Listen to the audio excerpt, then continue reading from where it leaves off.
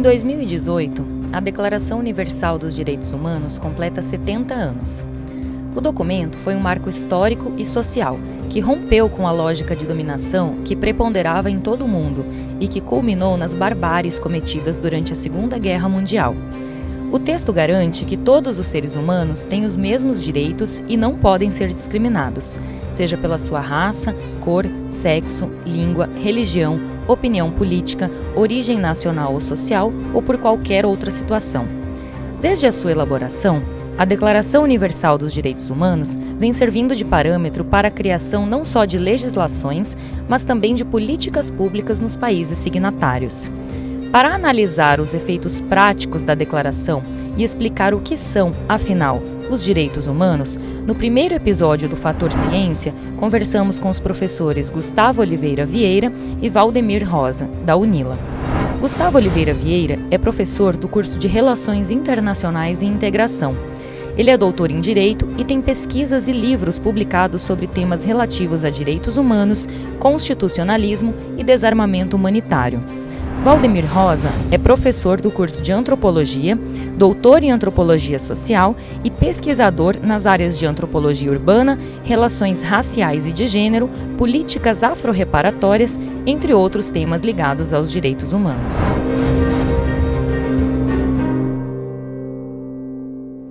Professor Gustavo, professor Valdemir, gentilmente atenderam ao nosso convite para a gente discutir aqui um tema que é tão rico, tão amplo e tão polêmico até como os direitos humanos, né?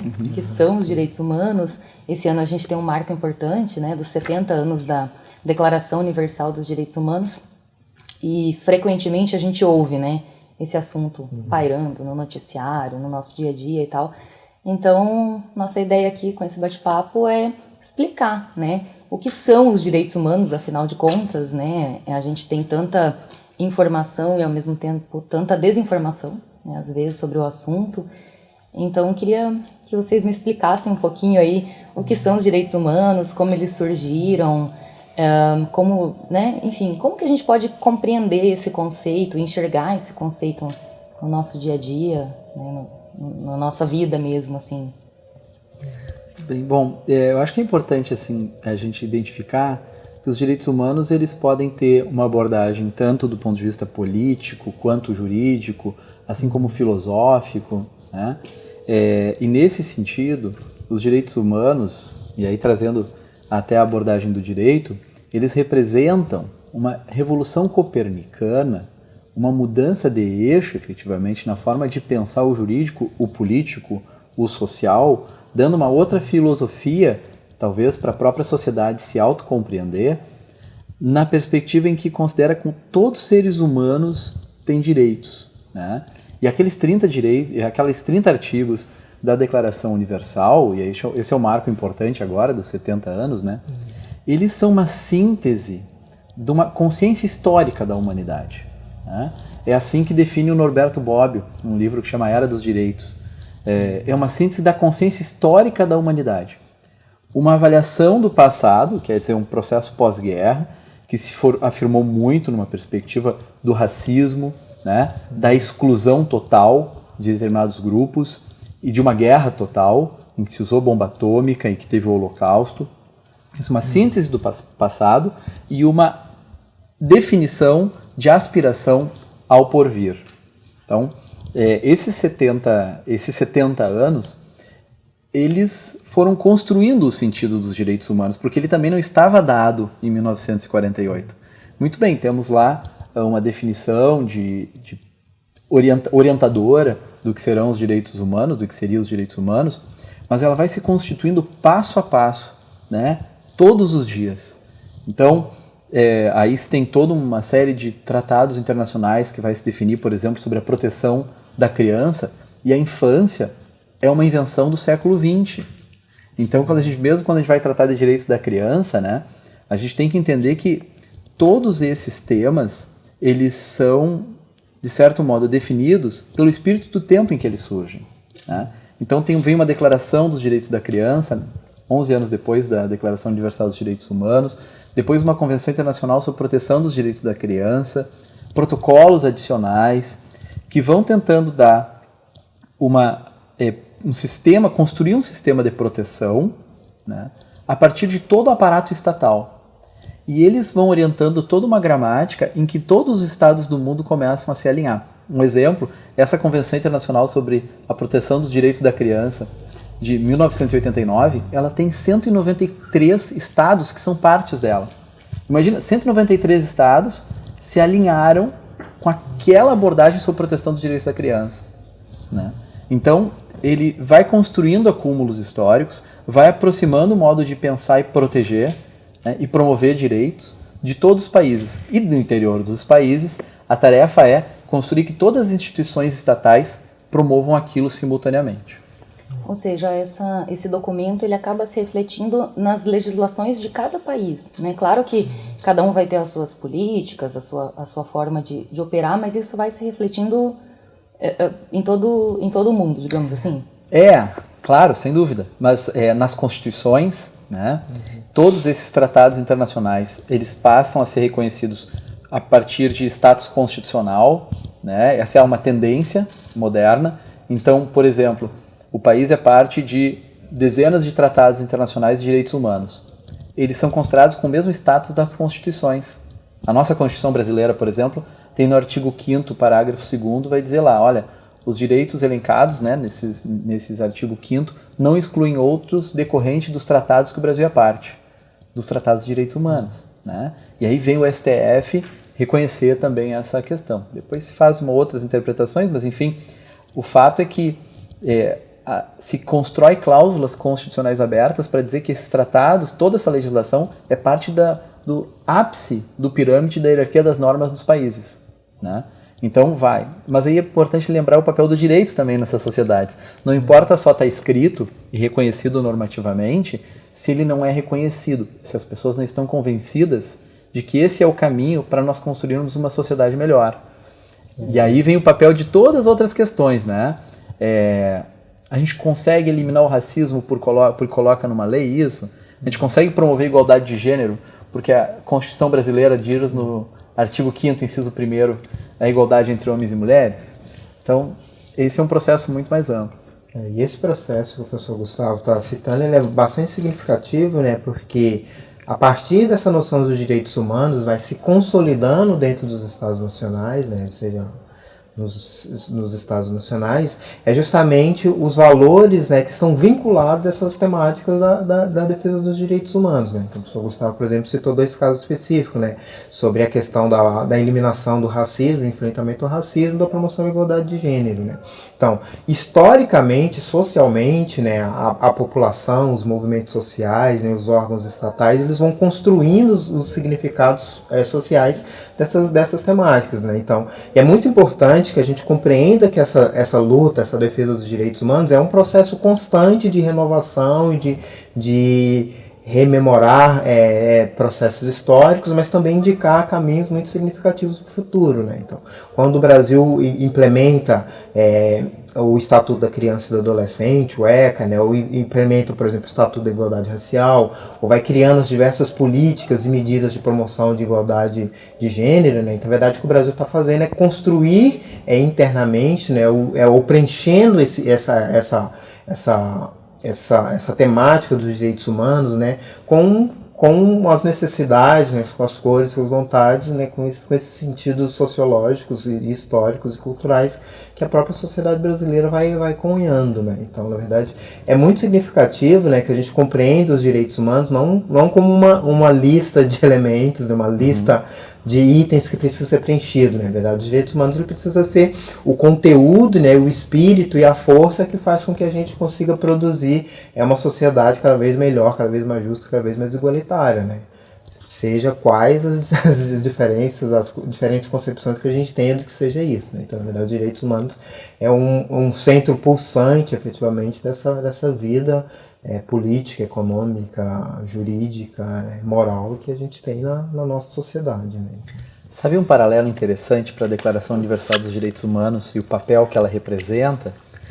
É lembrar do Código Civil de Napoleão de 1804, que vai influenciar na codificação dos países, né, que tem essa tradição do direito continental. Ele foi um código que buscava organizar a vida do homem, né, daquela época, do século XIX. E ele é um código que inspira o nosso Código Civil, por exemplo, e dos vários países da América Latina, e que a preocupação central era basicamente o seguinte: organizar a vida do homem e da sua propriedade. Né? Então ele buscava estabelecer um sistema de proteção da propriedade, organizar como é que se faria a sucessão, como é que se dá segurança aos negócios. Esse é o sentido que o direito vinha assumindo até então. Né? Com a ideia de direitos humanos, dizer que todos têm direitos, aqueles que não têm propriedade também importam. Aqueles que não são homens também importam. Aqueles que não têm direitos políticos também devem ser incluídos. Então, nesse sentido, ele ressignifica profundamente o papel do direito e o sentido do direito, mas também a função do Estado. Se o Estado servia para organizar aquela situação que a gente vai dizer o status quo, né? A situação que estava posta. Quem tinha poderes, quem tinha patrimônios, quem tinha direitos e privilégios, era para albergar e regimentar aquilo. Então, com os direitos humanos, ele implode esse sistema para dizer o seguinte: não, todos têm direitos. Todos têm que ser considerados como iguais. E a gente coloca no interior do sistema jurídico, que define a função do Estado, essa premissa. Então ele começa a tensionar com tudo que está colocado. Né? E é por isso, né, que as questões polêmicas também são fáceis, né, atacam os direitos humanos, porque ele é um estorvo tanto para a direita quanto para a esquerda. Porque ele é um elemento crítico do status quo, da situação atual. Essa questão das polêmicas é bem interessante, porque às vezes parece que as pessoas querem se apropriar, né, e fazer disso uma bandeira, né? Então diz assim, não, porque eu vou defender os direitos humanos, ou meu partido, meu governo, enfim. Ou seja, está muito acima de tudo isso, né? E infelizmente a gente vê muita desinformação, ou até talvez mesmo informações distorcidas propositalmente também, né? Por que não dizer?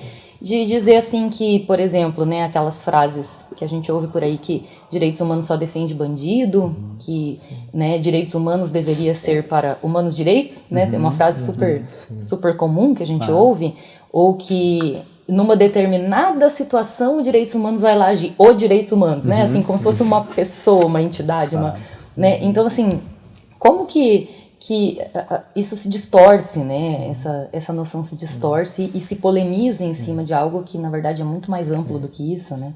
O professor Gustavo, ele toca num ponto que eu acho que é bastante significativo, que a gente precisa ter sempre em mente quando a gente se pensa, principalmente nessas polêmicas, né?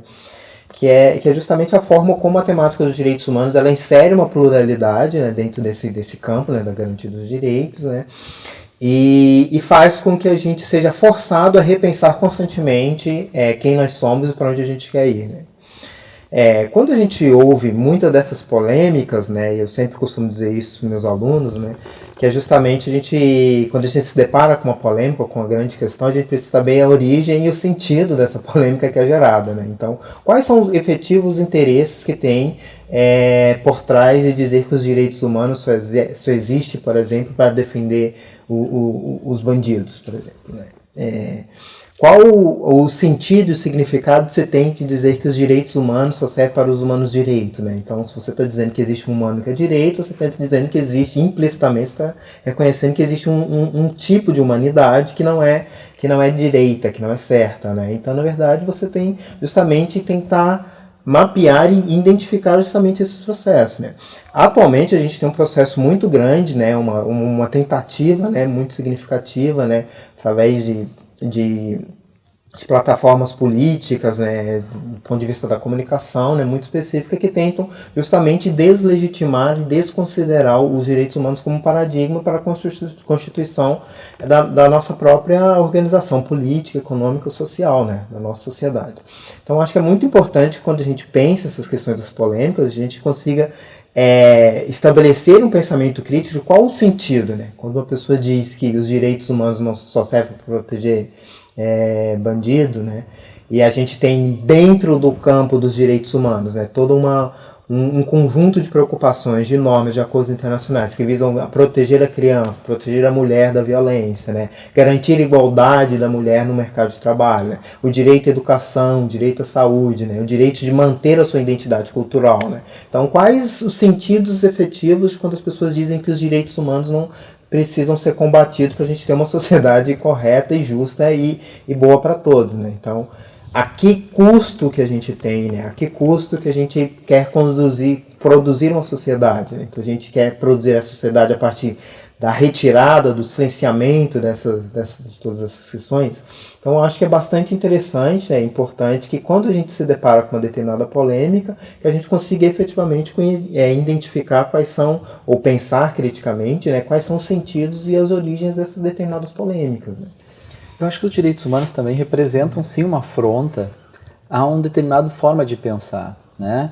Quando a gente fala que a declaração vem em 48, é uma avaliação crítica do passado, ele quer dizer, também é para dizer o seguinte, a forma com que se justificou o Holocausto, né, de definir e de tentar justificar que alguns podem definir quem pode habitar a Terra, ela não é possível, né? Essa forma de definir a aniquilação do outro, ela é inviável para a nossa sociedade. Então, a isso, sem dúvida alguma, os direitos humanos representam um obstáculo, né? Essa descartabilidade do ser humano. Dizer que todos os seres humanos têm direitos, ela é um obstáculo a essa condição da descartabilidade dos direitos humanos, né? Eu lembro em 98, quando aí já eram 50 anos da Declaração Universal, tinha uma camiseta que a gente usava que era um ser humano dentro de uma lata, né? E afirmava assim, nenhum ser humano é descartável. Assim, e é evidente que eles vão ter um sentido mais crítico para a condição de vida daqueles que são os mais fragilizados numa sociedade. Então, naturalmente, eles vão, né, vai se perceber aquele que é mais vulnerável do ponto de vista social, do ponto de vista econômico, do ponto de vista político, que tem menor visibilidade. É normal, a gente percebe, e até a forma com que a mídia e a forma com que a sociedade cria empatia, né? Se uma situação vitima uma criança numa periferia bem pobre, e dependendo da cor da pele, da condição social e de onde ela transitava, ou se é no centro de uma cidade, num bairro. Então, a sensibilidade é diferente. Mas por que isso? Por que a mídia também dá mais atenção para isso? Então, isso é uma forma de expressar um pouco da expectativa social que se constrói, né? Esse processo de dizer que é proteção dos bandidos é querer associar aos direitos humanos a ideia de impunidade, tá? E que é um equívoco total. Veja, há 800 anos, eu lembrando aqui da Magna Carta, né, de um rei inglês de 1215, que ele começou a criar critérios para reconhecer, olha, a presunção da inocência, né? Se o Estado for processar alguém, a pessoa tem que ter um direito ao contraditório.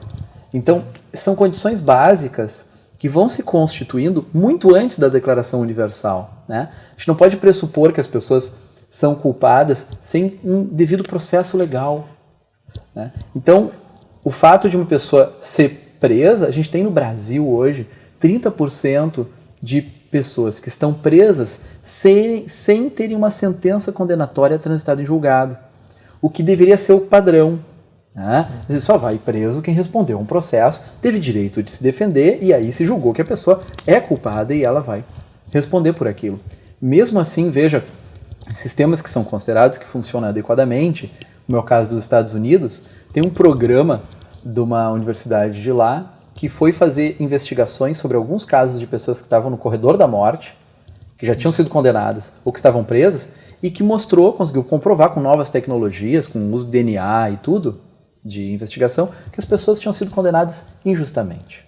Então, veja, mesmo num sistema jurídico, né, mesmo com o sistema judicial considerado que funciona, com os mecanismos, se condena desse jeito, imagina se a gente vai sair na rua querendo buscar culpados, né, e atribuir crimes sem conhecer esses procedimentos. Então, acho que ele faz parte de um imaginário, né, que acho que volta muito assim, um pouco à Idade Média, né, as pessoas quererem definir quem é bandido e quem é o mocinho, né, E essa visão de amigo e inimigo, ela também acaba sendo meio implodida com a ideia de direitos humanos, porque ela vai recolocar as posições na sociedade numa perspectiva muito igualitária. A gente conversava um pouquinho antes aqui justamente sobre isso, né? Sobre essa ideia de repressão, né? Que às vezes a gente entende que se uma pessoa cometer um crime, ela talvez seja o imediatismo, né? Ela tem que ser imediatamente punida, presa, e que às vezes se utiliza de métodos até violentos, né? E, enfim, talvez seja isso que incomoda, né? Porque aí, quando você fala de direitos humanos, você fala, não, né? Talvez não vamos usar de violência, né? Vamos dar a chance da pessoa se defender, da pessoa né, ter um processo, né? Então, talvez isso seja incômodo e isso não seja explicado, né? Porque a gente fala sobre o papel da mídia, por exemplo, ou o próprio papel da educação, né? Nas escolas, quando a gente estuda, a universidade tem esse papel, né? Como que a gente pode formar essa consciência também, né? De direitos humanos nas pessoas? Só queria fechar para colocar também o seguinte: de nenhuma maneira os direitos humanos previnem as responsabilizações sobre atos ilícitos quaisquer que sejam. Então, assim, não tem nenhuma prevenção. A única condição é... Não, mas isso não é só direitos humanos, vem muito antes da Declaração Universal, né? O devido processo legal, o direito a contestar. E aí vem também uma associação, assim, mas quais são os órgãos de direitos humanos quando falam, né? Assim, os direitos humanos, né? Senão todos os órgãos do Estado são órgãos de direitos humanos. Defensoria Pública, Promotoria, um Poder Judiciário, né, que está ali para garantir justamente um devido processo legal, por exemplo, o direito ao contraditório. Então, todos esses órgãos, a gente se coloca muitas vezes a polícia, né, como um órgão assim, algoz na perspectiva dos direitos humanos. Não, na verdade, a instituição policial é uma instituição de promoção dos direitos humanos e de proteção. Então, porque os órgãos do Estado são assim. E é por isso que quando a gente tenta observar uma perspectiva histórica ou institucional e até suprainstitucional, a gente vai ver que o mundo adensou essa gramática dos direitos humanos. A gente pode buscar lá alguns tratados internacionais, a gente vai ver assim, muitos deles têm mais de 180 estados que são parte deles. Isso quer dizer que os estados estão dentro dessa, né? Eles aderiram. E por que eles aderiram? Porque esse é o sentido meio que, né, paz, direitos humanos, democracia, eles constituem meio que o sentido do bem na civilização contemporânea, né, na humanidade do século XXI. Né? São valores absolutamente consolidados. Agora, o aplicar cotidiano, ele desafia as cosmovisões que nós trazemos, né? Aquelas pré-compreensões que nós já trazemos. Não, eu sou contra né, a gente está falando, sou contra o racismo, eu sou pela igualdade de gênero, né, igualdade entre homens e mulheres, digamos. Mas dizer isso, mas mudar o cotidiano, mudar as práticas, né, é muito mais difícil. Criar acesso é muito mais difícil. Aí acho que entra um pouco da perspectiva de ações afirmativas, né, que também se origina... Só voltando um pouco essa questão, né, quando a gente está pontuando essa questão da forma como os direitos humanos ele vem sendo, existem tentativas de deslegitimar os direitos humanos, principalmente através dessa noção que o professor Gustavo estava falando da tentativa de vincular os direitos humanos com o campo da impunidade, né? Porque muitas vezes a gente tem um pouco essa noção, ou é propagado por essas pessoas, justamente uma noção que a justiça é uma justiça vingativa, né? Então, na verdade, é isso, senão. Então, o que é justiça? Justiça é vingar algo que foi, algum dano que foi causado. Bem lembrado. E que, na verdade, justiça, dentro dos padrões modernos, nunca pode ser compreendido como processo de vingança. Vingança era na Idade Média, quando você amarrava a pessoa no poste e botava fogo nela. Antes da Inquisição. Então, na verdade, é justamente todos esses processos, assim, né? Então, na verdade, a gente não pode perder de vista esse processo, que a dimensão da justiça, ela nunca pode ser compreendida como uma dimensão de vingança, né? Senão a gente vai ter cada vez mais passando por esses processos, né? Da constituição de uma cultura de violência, né? De revanchismo, né? E aí a gente tem todos um longo histórico, né, dos resultados que tem esse processo, né. Mas você mencionava a questão dos processos educacionais, né. Então eu, como um professor, assim, como o professor Gustavo, né, então eu sempre costumo dizer que que eu acredito que as pessoas podem e devem ser ensinadas, educadas a estabelecer uma política de respeito e de tolerância.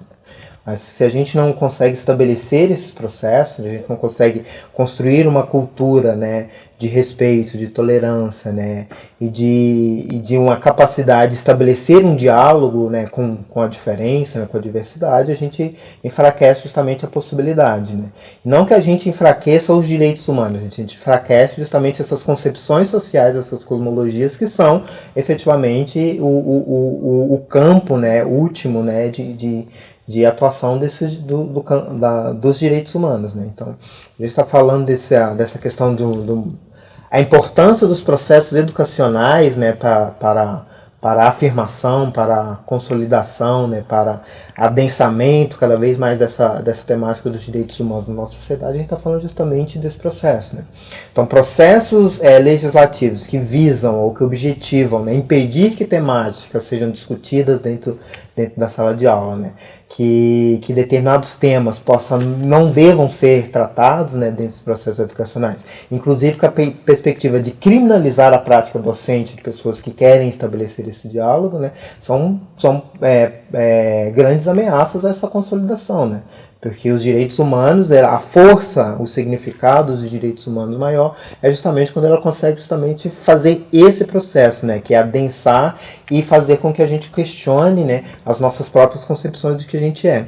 Existe um texto bem curto, né, de um pensador, que é o Michel Foucault, que chama, acho que a tradução para português ficou O que são luzes, né, que é justamente onde ele vai estabelecer uma discussão, né, do ponto de vista da filosofia, né, sobre o que é o racionalismo, o que é essa visão da sociedade moderna, né? E ele vai dizer em um determinado momento, ele vai apresentar de uma forma mais ou menos gerais, né, nesse texto, né, de que quando a gente debate sobre quem nós somos, sobre as nossas características identitárias, né, ele vai dizer que quando a gente discute sobre esses temas, a gente consegue ponderar e problematizar aquilo que efetivamente nós somos. Né? Então, a partir do momento que a gente parte da perspectiva de que a nossa sociedade ela é desigual do ponto de vista racial, ela é desigual do ponto de vista etário, ela é desigual do ponto de vista econômico, ela é desigual do ponto de vista das categorias de gênero, a partir do momento que a gente começa a discutir isso, a partir desses elementos, né, onde as pessoas têm a possibilidade, através de um processo educacional, de refletir sobre isso, isso vai fazendo com que a gente reflita como a nossa própria sociedade funciona. Né? Então, obviamente, né, projetos legislativos, projetos políticos, né, projetos de legislação, melhor dizendo, que visam impedir que essa temática dos direitos humanos, de uma forma absolutamente ampla e restrita, seja discutida dentro do contexto educacional, são projetos que visam efetivamente estabelecer uma fragilização dessa concepção que a gente tem de que nenhum ser humano é descartável, né? E que é uma concepção crítica também sobre a própria sociedade. E que a vida dos seres humanos, independente da raça, da cor, do gênero, da orientação sexual, né? Do desejo, né? Da renda, né? Da nacionalidade, todos esses elementos, que essas vidas humanas elas têm o mesmo valor. Né? Então a gente não tem o direito de dizer que uma vida é mais importante do que outra. Né? Então... e aí, assim, essa origem, né? A gente associa um pouco o racismo, mas tem uma visão da questão da visão social aliada com uma perspectiva biológica, né? Da eugenia e tudo mais, de uma espécie de pureza. E aí hoje começa isso a ser mudado absolutamente pelo reconhecimento de que o valor está na diversidade. Né? E esse reconhecimento do valor da diversidade, ele é importante também como um elemento de fundamentação das ações afirmativas, porque ele vai dar um outro sentido, que não é ação afirmativa como o resgate, não vamos criar aqui então espaço para aquele pobrezinho que não tem acesso. Não, essa sociedade que se constitui, ela tem que se constituir na diferença. E o processo formativo, ele tem que se fazer com esses diversos atores sociais, também aqui presentes. Agora nós, por exemplo, começamos a ter mais acesso a pessoas com deficiência no ensino superior. Né? E aí, assim, não é uma questão de permitir o cadeirante chegar, mas é a sociedade que nós estamos formando, por meio da nossa ação educacional, reconhecer aquele sujeito, incluir aquele sujeito. Né? E perceber que talvez a deficiência está em nós não compreendermos que a sociedade tem que incluí-lo. Tá? Eu acho que essa mudança, né, de uma perspectiva até higienista, né, mas essa perspectiva de pureza para o reconhecimento da diversidade como valor é fundamental. E essa questão das políticas da diversidade, elas são muito significativas nesse contexto da formação das ações afirmativas, né? Então a gente sempre costuma dizer que o debate sobre ações afirmativas é um debate amplo, né? Tem inúmeras concepções do que sejam ações afirmativas, né? E diversas concepções jurídicas e orientações políticas também, né? Então na verdade você tem um debate bastante significativo, né? Mas isso que o professor Gustavo está falando é muito importante, né? Porque a gente precisa compreender que quando se fala de ações afirmativas, a gente está falando principalmente da garantia de direitos, né? Então são pessoas que estão na nossa sociedade, né? E não de retirada de direitos de outros, né? Exatamente isso, né? Então, na verdade, a gente precisa compreender, né, a formação, né, a constituição, a concepção de ações afirmativas como um processo de garantia de direitos, né?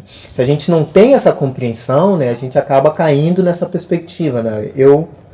Eu sou tão bom que eu cedo uma parte, né? Eu sou tão bom... Magnanimidade, né? Sou um ser humano tão iluminado que eu vou permitir que uma pessoa com deficiência, que um aluno de uma escola pública, ou com um aluno negro, ou com um aluno indígena, frequente esse espaço, né? Então eu sou tão bom, sou tão legal, mereço tantas curtidas na rede social, né? que é justamente a ponto de compreender isso. E na verdade a noção de ações afirmativas ela está vinculada a um processo, o reconhecimento, né, de uma produção histórica de uma desigualdade política, econômica, social, né? A desvalorização cultural, né, dessa contribuição dessas populações, né? Quando a gente está falando de populações afrodescendentes ou populações negras, né, no que se refere não só ao Brasil, mas ao contexto da América Latina e do Caribe de uma forma geral, a gente está falando de um contingente de população, né, que contribuiu historicamente para a constituição da riqueza nacional que tem, né? Então, e é absolutamente inconcebível do ponto de vista do paradigma dos direitos humanos, né, que essa população ela não tenha, por exemplo, representação política, que ela não tenha, por exemplo, seus direitos econômicos, culturais, né, e sociais garantidos, né? E se essas populações, por conta de processos históricos, elas não conseguem ter acesso a determinados espaços, determinados bens, a determinados elementos, né, cabe ao Estado, né, através das políticas e ações afirmativas, né, da implementação dos órgãos, né, garantir que esses direitos sejam mantidos, né? Então a concepção de ações afirmativas está profundamente vinculada, né, e enraizada nessa própria noção de direitos humanos, né? Seja uma noção de ações afirmativas de um ponto de vista mais de uma perspectiva mais individualista, né, mas na garantia de uma cidadania através de uma noção de cidadão quem tem a capacidade de consumir, né? Ou seja, outras vertentes, né, que já compreende as ações afirmativas como dentro de um arco muito maior, né? Política de afro-reparações, né? Então, para que a gente promova a pluralidade, né, dos espaços da sociedade, a gente precisa efetivamente reconhecer que existe uma herança histórica, né? Existe um processo de desvantagem histórica que é resultado, né, de ideias equivocadas, né, que a humanidade teve no passado, que algumas pessoas ainda continuam defendendo atualmente, né? A gente precisa efetivamente conseguir estabelecer alguns parâmetros, algumas regras básicas a partir do qual a gente consiga estabelecer isso, né? Então, o debate sobre ações afirmativas, né, seja para a população afro, seja para a população portadora de deficiência, para mulheres, né, para grupos minoritários de uma forma geral dentro da formação dos Estados nacionais, ela está profundamente vinculada a essa noção, né, de que todas as pessoas têm direitos, que todas as pessoas contribuem, né, para a formação dessa riqueza, né,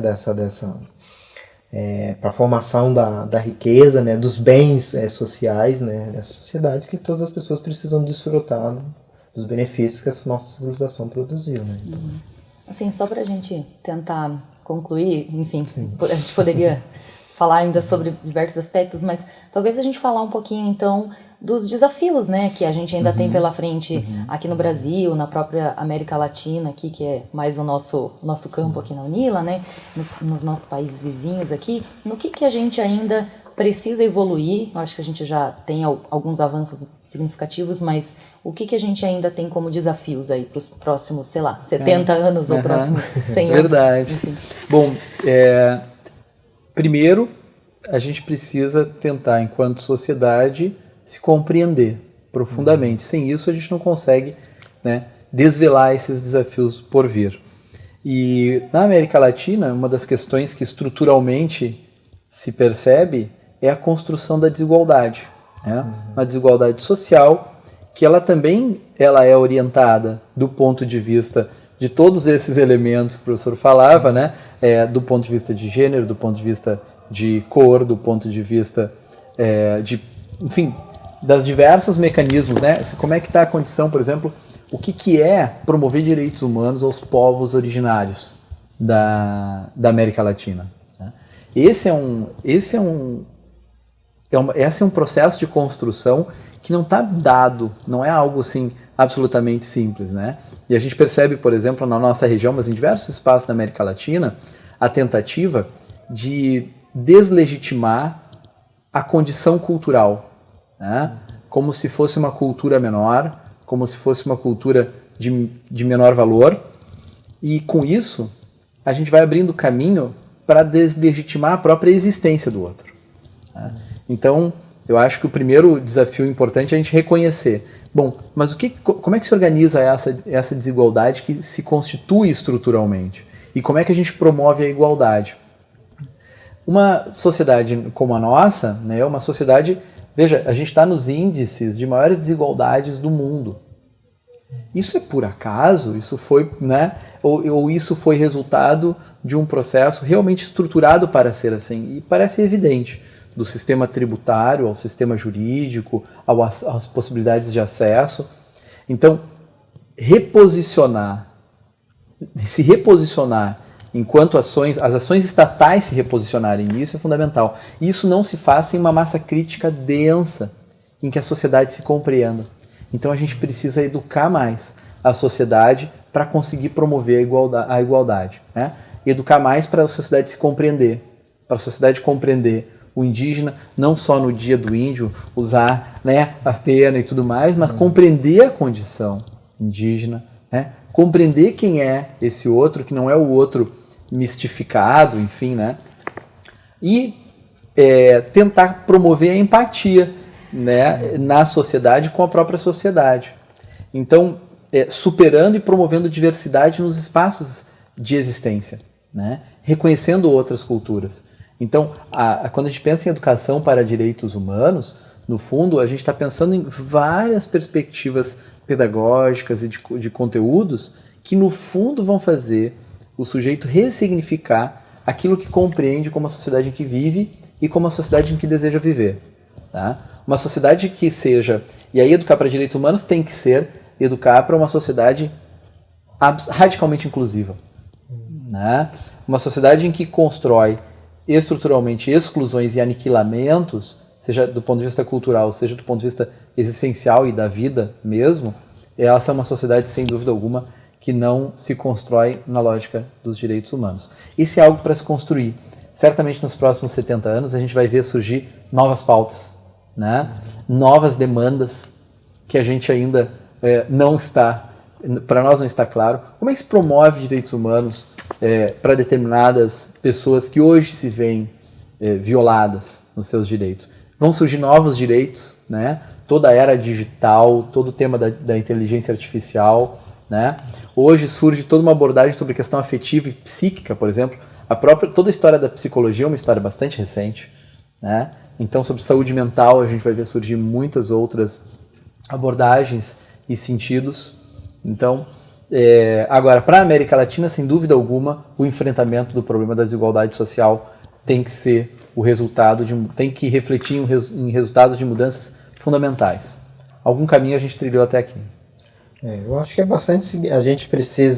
Nós precisamos, né, ter em mente que a gente teve avanços muito significativos, né? Acho que desde o processo da das ditaduras civis militares na América Latina, a gente avançou de uma forma muito significativa nessas pautas, assim, né?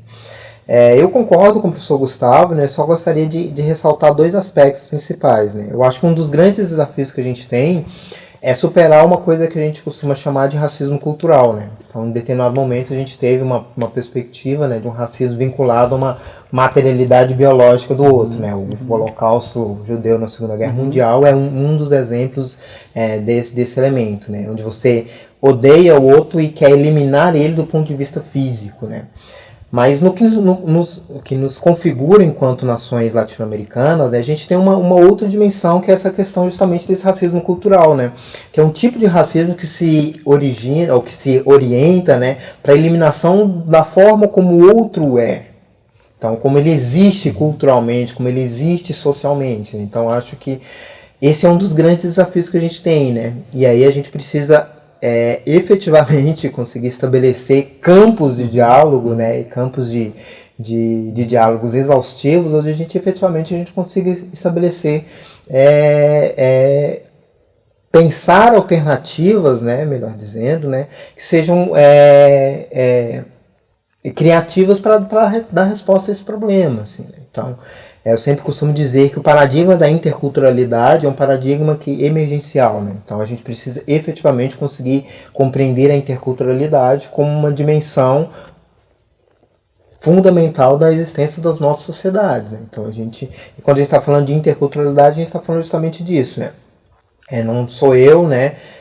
Eu preciso reconhecer que, sendo um homem negro, candomblessista, né, professor universitário, tem uma herança histórica e cultural que me define enquanto tal, né? Mas eu preciso reconhecer que essa herança, apesar de ser legítima, de ser válida, ela é finita, né? Então ela é limitada, né? E todas as vezes que eu deparo com uma unidade cultural, com um elemento cultural que é diferente do que me define enquanto ser humano nesse contexto de interação, esse outro não precisa ser identificado necessariamente como um inimigo, mas sim uma fonte de aprendizado, né? Uma fonte de enriquecimento da minha própria experiência, né? Então, eu acho que esse paradigma da interculturalidade ele é fundamental, né? As nossas universidades precisam se compreender interculturais, nosso sistema de direito, né, jurídico precisa se compreender, né? O nosso sistema político precisa se compreender como sendo intercultural, né? A partir do momento que a gente conseguir avançar dessa questão da interculturalidade como uma matriz, né, constitutiva da nossa sociedade, eu acho que a gente vai ter a possibilidade de avançar de uma forma muito significativa no que se refere à pauta da defesa e da garantia dos direitos humanos, né? E isso, interculturalidade, não se faz sem processos educacionais, né?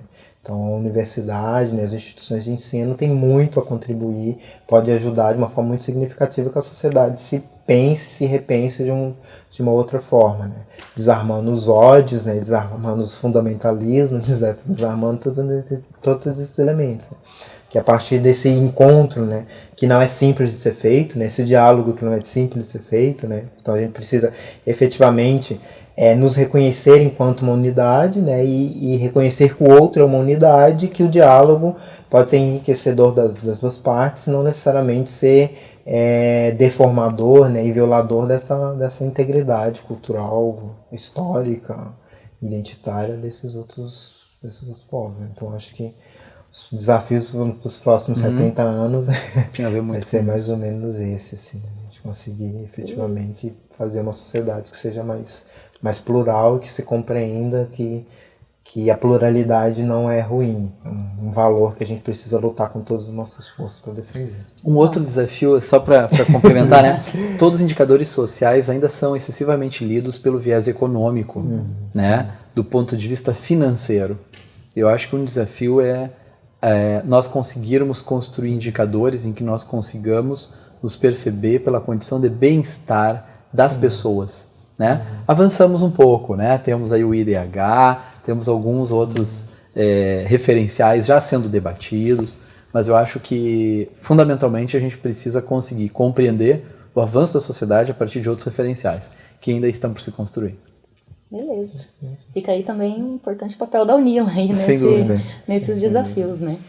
Professor Gustavo, professor Valdemir, muito obrigada. A conversa rendeu bastante, poderia render muito mais, né? Esse é um tema muito amplo, mas Obrigado, muito bom receber vocês aqui, a gente poder estar aprendendo um pouquinho e discutindo esse tema. Obrigado, a gente agradece, eu agradeço e dizer também assim, acho que a UNILA sem dúvida é uma universidade do presente e do futuro, né? Sim, ela promove esses encontros culturais, ela promove essa diversidade, né? e ela tenta se construir como inclusiva. Com isso a gente traz atenção para dentro, numa sociedade que é a sociedade dos dias atuais. Então, com os desafios que nós temos também. Então, tudo isso que a gente percebe de fora acontece também aqui dentro e a gente tem que aprender a ressignificar tudo isso a partir de dentro também. Na verdade, eu acho que é um pouco esse processo. Então, agradeço o convite, né? E só reafirmando mesmo, acho que é isso. Acho que a UNILA, enquanto universidade, tem muito a contribuir nesse processo. Assim, né? Então, acho que a gente precisa avançar, né, nesse diálogo, né, intercultural, e eu acho que a gente tem uma possibilidade de deixar para o futuro, né, uma herança bastante significativa que se refere a esse processo de construção de experiências universitárias, de construção de aquisição, né, de construção de conhecimento, né, que seja mais plural e mais a cara da sociedade que a gente tem na atualidade, que a gente precisa ter no futuro. Né? Acho que é basicamente isso. Beleza. Muito obrigado. Obrigada.